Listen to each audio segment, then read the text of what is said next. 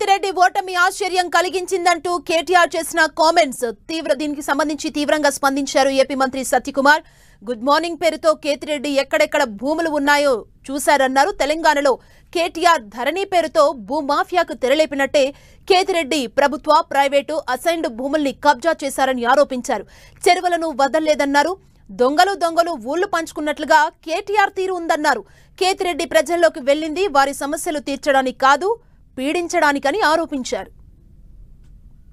కార్యక్రమం తీసుకొచ్చి భూ మాఫియాను తెలంగాణలో ప్రారంభం చేశారు.